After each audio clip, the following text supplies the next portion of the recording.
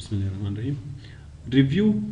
د ریویو مطلب خپل دوباره کتل دی. ریویو معنا دوباره کتل. کله چې موږ تاسو یو راپور کتاب هر څه چې وی چې په ورډ کې جوړ کړی مثلا یا ډاکومنت وی اپلیکیشن وی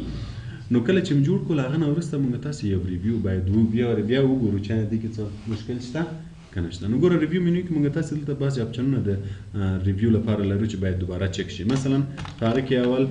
موږ تاسو سپیلینګ اند ګرامر لرو. دا به زه لږ کاپی پیسټ کوم.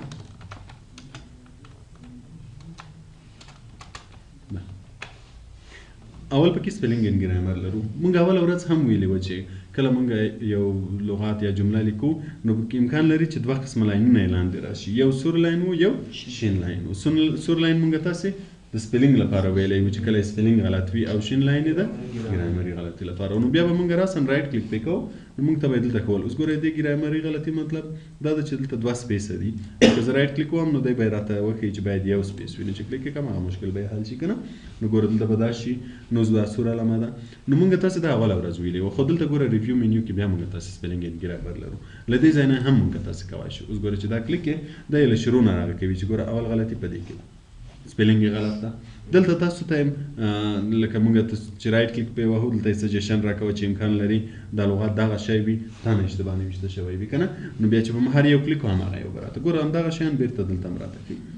چې امکان لري دا لغت دغه شی وي دا نه اشتباه نوشته شوی وي. خو موږ تاسو هغه ورځ اول ورځ هم ویل چې نمونه چې کله لیکو چې نمونه په ډکشنری کې نشته او هر لغت چې موږ په ورډ کې لیکو د خپل ډکشنری سره ګوري. پروګرام ځان سره ډکشنری لري د ټول انګلیسي لغاتونو پکې شته. نو کله چې موږ نمونه لیکو چې نمونه په ډکشنری کې نه وي په دې خاطر د اعلان د سور لغت هغه لاین ورکوي. هر لغت چې موږ تاسو لیکو چې کله د په ډکشنری کې نه وي لاندې سور لاین راځي. نو کچیرته موږ تاسو انګلیسي لغاتونه غلط ولیکو چې هغه ډکشنری سره ماچ نه کوي نو لاندې سور لاین راځي او نمونه فرق نه کوي. نو اوس ګوره د موږ ته مشوره راکړې ده چې امکان لري دا شی وي.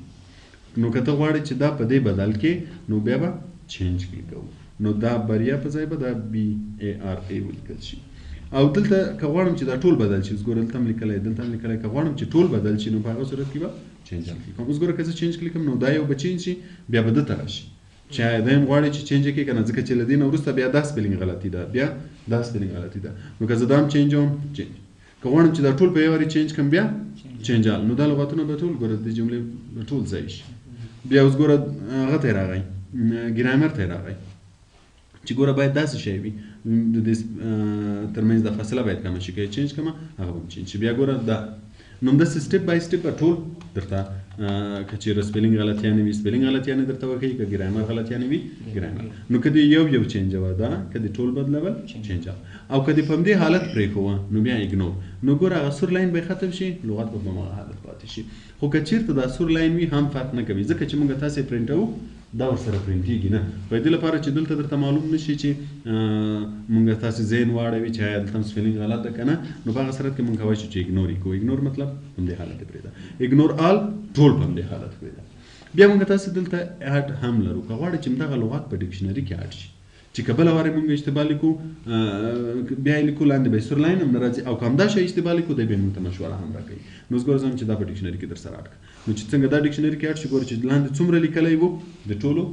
سور لاین ختم شو. که بیا زه آینده کې دا بریا اشتباه ولیکم اوس مثلا زه داسې ولیکم نو امکان لري چې زه دلته کلیک ورباندې کېږدم دی به ګوره هغه ډکشنري کې موږ تاسې بریا اول لرو که نه دی به د هغه سره راته کوي چې امکان لري دا شی ستا په کار وي. نو که بیا زه بدلوم له ځای نه بدلولی شم. دې ته سپیلینګ اند ګرامر وایي چې کله موږ تاسې یو ډاکومنټ یا اپلیکیشن جوړوو د ریویو لپاره چې بیا یې وګورو چې آیا موږ تاسې سپیلینګ یا ګرامر غلطیانې کړي وي هغه اصلاح کړو نو موږ تاسې به سپیلینګ اند ګرامر. بل ټریژر دا هغه ډکشنري ده کوم چې مایکروسافټ ورډ ځان سره لري چې موږ هر لغات لیکو دا یې د هغه سره ګوري. نو کېدای شي موږ د ډکشنري استفاده هم وکړو چې کله موږ تاسې یو لغات کلیکوو نو دلته به دی راته په ټریژر کې اوس مثلا زه دا کلیک کوم یا اول چې انسټیټیوټ انتخاب وګوره دی دلته راته سینونیمز راوستل دلته سینونیمز وایي ورته لغاتونه. انسټیټیوټ څه معنی ارګنایزیشن یا انسټیټیوشن یا اسټابلیشمنټ کومه لغاتونه راولي دلته هم راځي. اوس ګوره که موږ تاسې رایټ کلیک وکړو سینونیمز دلته هم دغه سینونیمز او دا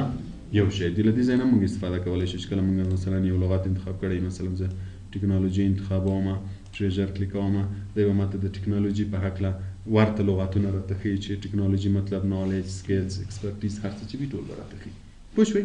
دې شي ته چې د ټریجر وایي نو دې دا رسم دلته هم چې کوای شي چې کله ورباندې رایټ کلیک وکړئ سینونیمز کلیک کړئ دلته به یې درته ښیي او د دې مخالف لغات به هم درته ښیي د ټکنالوژي مخالف لغات به هم درته ښیي یا مثلا زه یو ساده لغات ولیکم ګوډ اوس ګوره په دې رایټ کلیک وکړو سینونیمز یې وګورئ ګوډ مطلب دلته مختلف او دلته به مخالف لغات هم وي د دې لا نشته خو د بعضو مخالف لغات هم درته ښیي چې د ګوډ مطلب دې شي ته ټریجر وایي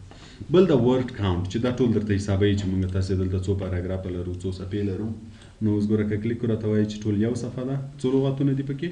92 لغاتونه کرکټرز یو ګروپ ته کرکټر وایي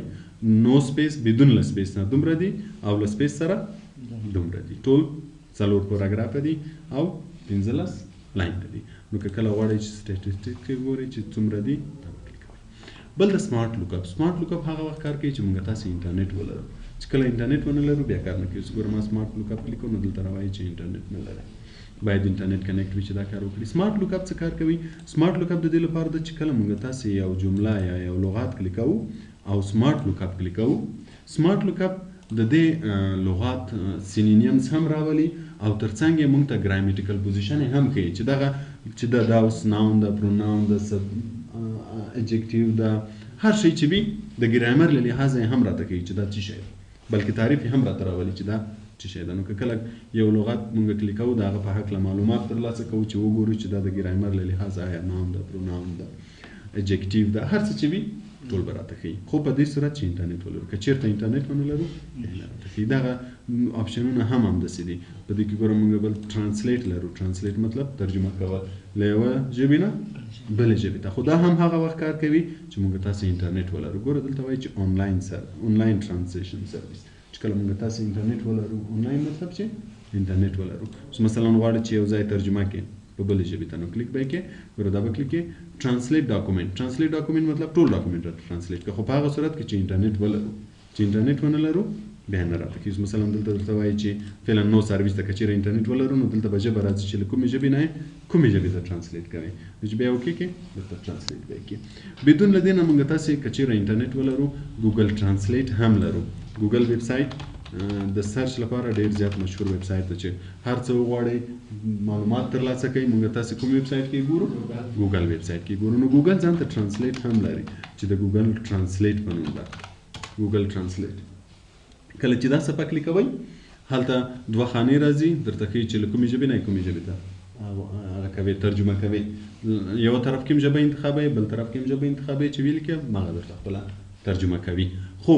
د دې ترجمه چې د ګوګل ټرانسلیټ یا دا ټرانسلیټ دا ترجمه لغات په لغات ده یعنی کوم مفهوم چې موږ غواړو ترې واخلو امکان لري هغه څه راته رانه کړي خو کومک راسره کوي لغات په لغات راته ترجمه کوي نو دا ټرانسلیټ هم هماغسې ده که غواړئ چې ټول ډاکومنټ ټرانسلیټ کړئ که انټرنیټ ولرئ دا یې وکړئ کوئ او سلیکټډ چې کوم خط موږ سلیکټ کړی وي دا چې د ټول راته ترجمه کوي او دا چې کوم ځای موږ سلیکټ کړی وي او که دا کلیک کوو هم به یې ټول بار راشي چې له کومې ژبې نه کومې ژبې ته ټرانسلیټ کوي درته ښیي به بل موږ تاسې لانګویجز لرو چې کله موږ تاسې لانګویج پریفرنس کلیک کوو دلته هم موږ تاسې کولی شو چې ژبې ور اضافه کړو ګوره موږ تاسې دلته لانګویجز لرو له دې ځای نه هم اضافه کولی شو یا چې کله موږ تاسې کنټرول پینل ته لاړ شو کنټرول پینل نه هم ور اضافه کولی شو دلته هم ګوره ژبې شته چې کلیک یې کړئ اډ یې کړئ ور اضافه به شي او کنټرول پینل نه هم اضافه کولی شو او بل پکې سیټ پروفینګ لانګویج ده چې دلته درته ښیي چې دا کوم لانګویج چې اوس موږ تاسې خط لیکو د ډکشنري مطابق ګوري هغه کوم یو ده انګلیش موږ چې یو لغات لیکو که نه د کومې ډکشنري مطابق ګوري د دغه ډکشنري مطابق یې ګوري بعضې ګوره دلته چې دا ټیک مارک وي مطلب دا ډکشنري لري کیدای شي چې ته لغات ولیکې او دی د هغه مطابق درته چک کړي او کوم یو چې نه وي هغه ډکشنري نه لري خو موږ تاسې زیات له همدغه انګلیسي نه استفاده کوو دا یې لانګویج بل کمنټ لرو کمنټ موږ تاسې په انسرټ منیو کې هم ویلی وو چې کمنټ د یو لغات په هکله معلومات یا کمنټ ورکولو لپاره استعمالوو چې کله موږ تاسې وغواړو چې یو لغات ته معلومات یا ډسکرپشن ورکړو په هغه صورت کې کمنټ استعمالوو مثلا موږ تاسې یو راپور جوړوو کله چې خپل رئیس ته ورکړو هغه یې ګوري نو بیا وایي چې پلاني ځای کې تغیرات راوله مثلا وایي چې دلته د 2018 یا پلان هم ور واچوه یا مثلا دغه ځای کې د 2019 راپور ور واچوه که نه نو بیا دوی څه کوي کمنټ ورکوي هغه ځای ته، مثلا وایي چې دغه ځای کې د دغه جملې نه وروسته راپور ور واچوه. نو ګوره دا ځای به دی کمنټ کلیکوي، دلته به لیکي چې مثلا پلیز 2017 report here. نو بیا چې دا فایل موږ ته بیرته ولیږي چې موږ یې ګورو، نو موږ ته به معلوم شي چې زه باید کوم ځای کې تغییرات راولم او کوم تغییرات راولم. نو کمنټ د دغه مقصد لپاره استعمالیږي. نو که غواړئ چې کوم ځای ته کمنټ ورکړئ، فقط سلیکټ یې کړئ، نیو کمنټ کلیک کړئ، کمنټ به ولیکئ. که کمنټ غواړئ چې ډیلیټ یې کړئ، د دې ځای نه ډیلیټولی شئ. کولی شئ چې ټول کمنټونه چې په ډاکومنټ کې وي ټول ډیلیټ کړئ. نیکسټ پریویس له یوه کمنټ نه بل کمنټ ته تلل، شو کمنټ ښکاره شي او کمنټ ښکاره پوه شوئ تر دې ځایه؟ مشکل خو به نه وي. سوال مشکل